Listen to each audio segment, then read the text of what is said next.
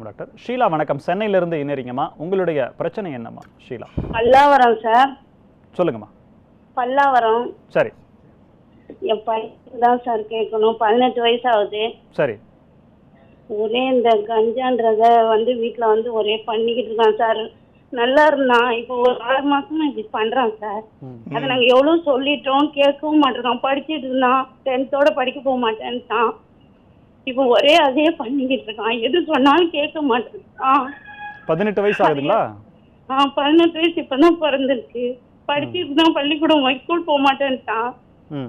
ஒரே நைட்ல அதை பண்றான். எத்தனை குழந்தைங்கம்மா உங்களுக்கு? 2. பெரிய பையனுக்கு 20 வயசு ஆகுது. அவன் காலேஜ் படிக்கிறான், 2nd இயர் படிக்கிறான். அவரு பொறுப்பா இருக்காரா? அவன் நல்லா இருக்கான். கணவர் என்ன பண்றாங்க? என் வீட்டுக்காரர் கூலி வேலை செய்யறாரு. ஆனா அவருக்கு எந்த பழக்கம் கிடையாது.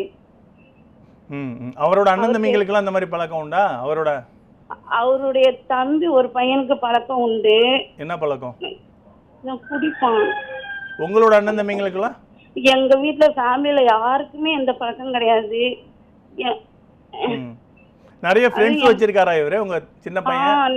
நிறைய ஃப்ரெண்ட்ஸ், பள்ளிக்கூடத்துல இருந்து நிறைய ஃப்ரெண்ட்ஸ் படுத்துக்கிட்டு இப்போ ஒரே இப்படி பண்றான் சார். கேட்டா பைக் வாங்கி கொடுத்துருக்கீங்களா? ஆமா, பைக் வாங்கி கொடுத்தோம். என்ன பைக்?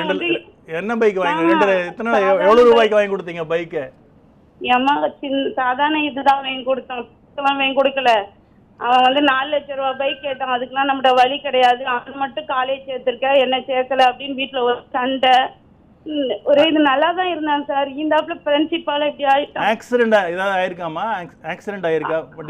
அதெல்லாம் ஒண்ணும் ஆகல சார். ஒரே இந்த ஃப்ரெண்ட்ஷிப்போட சேர்ந்து தான் இப்படி ஆயிட்டான் சார். நல்லா பையன் சார். லவ் பண்றேன்னு சொல்றாரா? லவ் பண்ணிட்டு இருக்காராமா? அதெல்லாம் என்னன்னு தெரியல. நைட்டுடைய போனை நோண்டிட்டு இருக்கான் சார். ரூமுக்கு வர்றான், ரூம்ப பூட்டிடுறான். சரி. உடம்புல எல்லாம் பச்சை குத்தி இருக்கிறது, உடம்புல எல்லாம் பச்சை குத்தி இந்த டாட்டூ முடி வளர்த்திருக்கான் சார். முஸ்லீம் சார். முடி வளர்த்திருக்கான். முடி வளர்க்காதடான்னு சொன்னேன், கேட்க மாட்டேன். உடம்புல பச்சை குத்தி இருப்பாங்கல்ல கையில எல்லாம், அந்த மாதிரி எல்லாம் பண்ணி வச்சிருக்காரா? குத்துவேன்னு சொன்னா குத்துனா அம்மா நம்ம முஸ்லீம்ல செய்யக்கூடாது அப்படி இப்படின்னு சொல்லி அதட்டி வச்சிருக்கான். அப்படின்னு செய்வேன்னு சொல்லிட்டே பண்றான். ஆனா பச்சைலாம் குத்தல சார். முடி ஓவரா வளர்த்து வச்சிருக்கான்.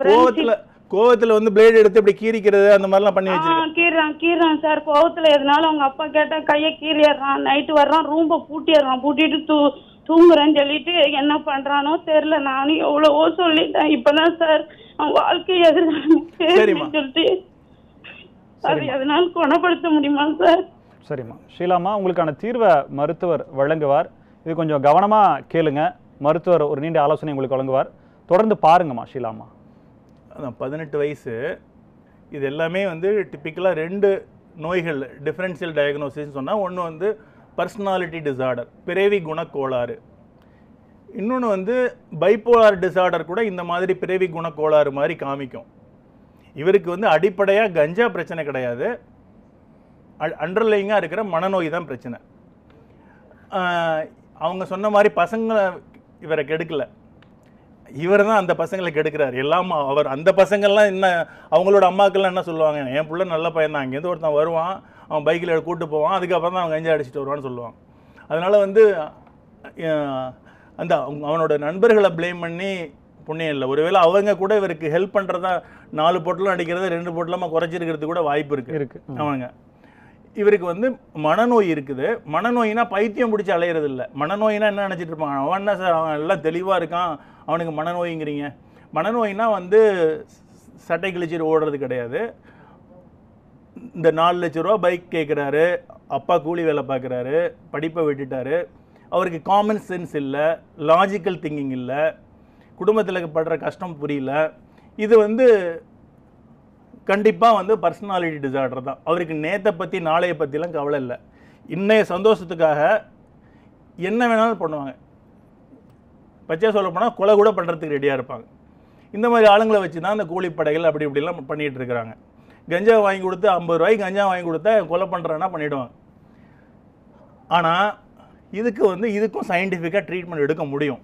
கண்டிப்பாக ட்ரீட்மெண்ட் எடுக்க முடியும். அதில் 2 சொன்ன பர்சனாலிட்டி டிஸார்டர் அப்படின்னு இருந்தால் அதோட ப்ரக்னோசிஸ் கொஞ்சம் கம்மியாக, எந்த அளவுக்கு சரியாவாருங்கிறது சொல்ல முடியாது. பைப்போலார் டிசார்டர்னு இருக்குது, அது இருக்கிறதுக்கான சாத்தியக்கூறுகள் ரொம்ப அதிகம் இருக்குது. ஏன்னா அவரோட ஏஜ், இந்த ஏஜில் வந்து தான் பெரும்பாலும் பைப்போலார் மூட் டிசார்டர்னு ஆரம்பிக்கும். ஒருவேளை இன்ஷா அல்லாஹ் பைப்போலார் மூட் டிசார்டராக இருந்துச்சு அப்படின்னா 100% வைத்தியம் பார்த்து சராசரியாக அவரை வேலைக்கு போக வச்சு அவரோட அண்ணன் மாதிரி பொறுப்பான பையனாக இருக்க வைக்க முடியும்.